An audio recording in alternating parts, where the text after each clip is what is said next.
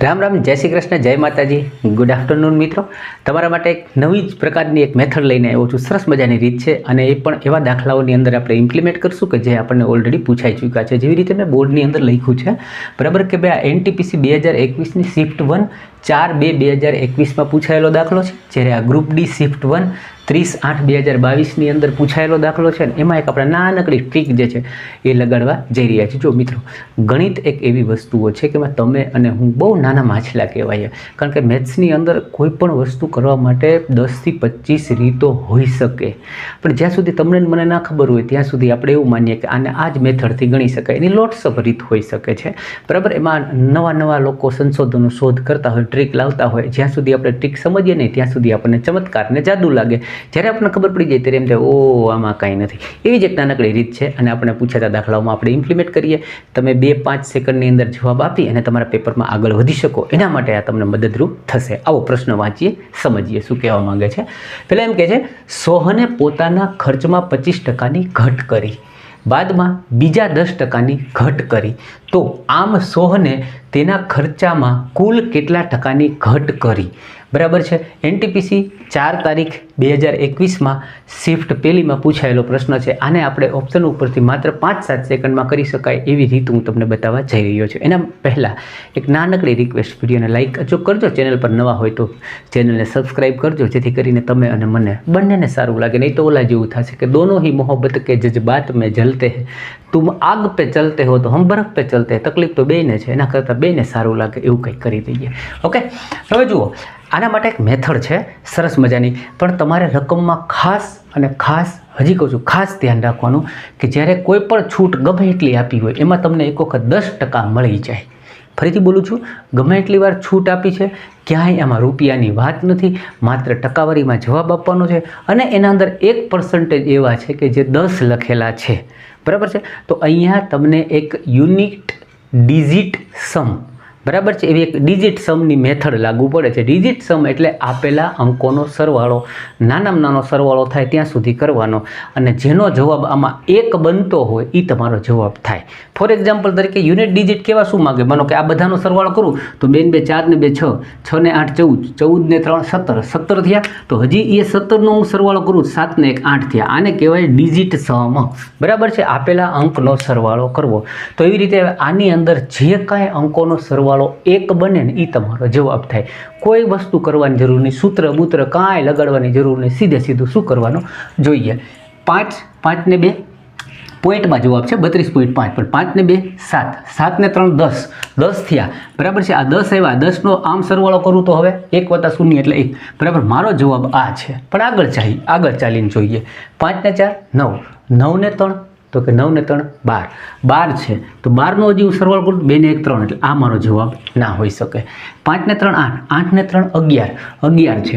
11 ને હજી હું કરું તો 1 ને 1 2, આ મારો જવાબ ના હોઈ શકે. 5 ને 1 6, 6 ને 3 9, ના હોઈ શકે. જવાબ શું આવ્યો? તો કે ભાઈ 3 ને 2 5 ને 5 ને 10, બરાબર, 5 ને 5 10 એટલે આનો જવાબ જે છે 1 આવ્યો. હું આ દાખલાને વાંચી અને સીધું ઓપ્શન ઉપરથી કરી નાખું, અથવા તમે પણ હવે કરજો. સરસ મેથડ છે. આમાં એક બીજી પેટર્ન પણ છે, 2 પેટર્ન શીખવીશ. એટલે એમ ના સમજતા કે હાલો આવડી ગયું, સાહેબે કહી દીધું હાલો પૂરું. હજી આમાં જોજો ને તો કન્ફ્યુઝ થશે ને, જવાબ ખોટો પડશે. એટલે 2 મેથડ લઈને આવ્યો છું. બરાબર, આ દાખલો જે છે આ રીતે. એ જ રીતે બીજો પ્રશ્ન વાંચીએ. એક શોરૂમની અંદર લાંબી આખો પ્રશ્ન હતો, મેં એને શોર્ટમાં બનાવ્યો કે એક શોરૂમની અંદર એક ટીવી જે છે એને છાપેલા મૂલ્ય પર બરાબર 10%ની છૂટ આપવામાં આવે છે. ઓફરના હિસાબે બીજા 15%, અને આજે તહેવારની ઓફર હોવાથી બીજા 20%. એટલે આવું લાંબી રકમને કહીને પછી કીધું કે ભાઈ તો એને આટલી બધી છૂટ આપતા કુલ છૂટના ટકા કેટલા? હમણાં જોયું એમ રકમમાં 10% લખેલા છે. હા, 10 લખેલા છે. હું શું કરીશ? 10 લખ્યા છે એટલે ડિજિટ સમ કરીશ. જેનો સરવાળો 1 આવે એ મારો જવાબ રહેશે.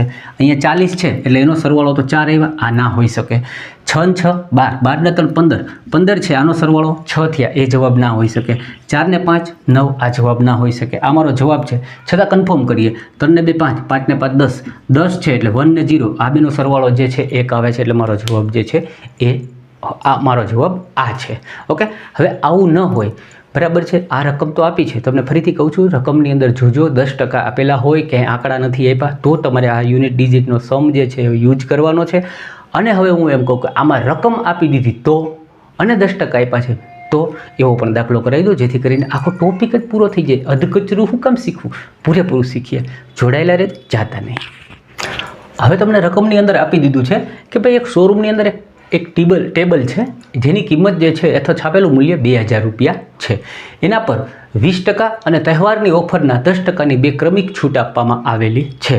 તો હવે આ બંને છૂટ આપ્યા બાદ એ ટેબલ ખરીદનાર કેટલા રૂપિયામાં ખરીદશે, અથવા આ બંને છૂટ આપ્યા પછી ટેબલની હવે વેચાણ કિંમત કેટલી રહેશે. તો આપણે એવો દાખલો પણ જોઈ લઈએ ને, જેના અંદર 10 આવે છે, 20% અને 10% છે. હવે જુઓ, હું ઘણા સમયથી તમને શીખડાવું છું કે ભાઈ આપણે અત્યાર સુધી જે ટકાવારી શીખ્યા ને એ આપણી બેઝિક મેથડ હતી, પણ પરીક્ષાની અંદર જે મેથડ છે ને 10% હોય શું, તો કે 10% એટલે કે 1/10 હોય. બરાબર, 10એ તમે 1ની છૂટ આપો એટલે એ 9 બને. એનો મતલબ કે આપેલો જે કાંઈ પ્રશ્ન છે એના અંદર જે કાંઈ જવાબ બન્યો એ 9ની સાથે ગુણાવાથી જ બન્યો છે. જો આમ ન સમજાય તો એની બીજી રીતે હું તમને કહું, બરાબર છે, કે ભાઈ રકમ જે છે એ શું છે, રૂપિયા કેટલા છે, તો કે 2000 રૂપિયા છે.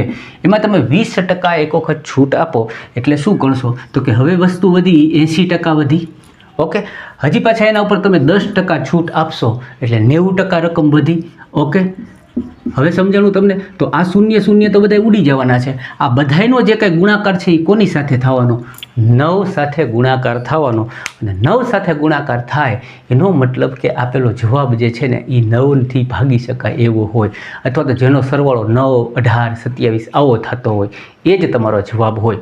સમજી ગયા મારી મેથડ, બરાબર છે. આ બધું કેલ્ક્યુલેશન આવડું મોટું કરવાની તમારે કોઈ જરૂર રહેતી નથી.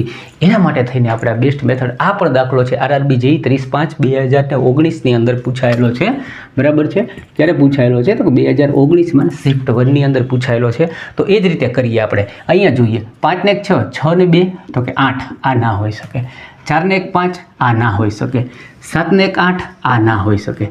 4 ને 4 8, 8 ને 1 9. ઓકે, અથવા અહીંયા 90 કરીએ આપણે. તો આ જે કંઈ છે એ શું છે, 9થી ભાગી શકાય એવી સંખ્યા છે, અથવા તો 9થી ગુણી શકાય એવી સંખ્યા છે.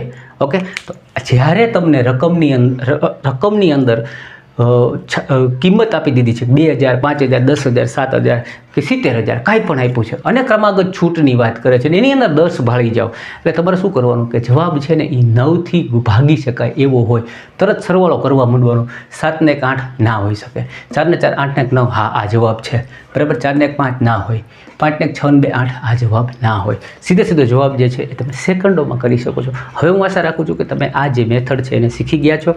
એટલા માટે મેં ઉપર લખ્યું બ્લેક મેજિક ઓફ મેથ્સ, ગણિતનો કાળો જાદુ. બરાબર, આની આ ગણવાની રીત 7 કે 8 છે, પણ હું તમને એવી મેથડ આપું કે જેથી કરીને તમે પરીક્ષામાં સરળતાથી સાદાઈથી પ્રશ્નને હલ કરી આગળ જમ્પ મારીને બીજા પ્રશ્નમાં વયા જાઓ. વિડીયો સારો લાગ્યો, ચેનલને સબસ્ક્રાઈબ કરજો.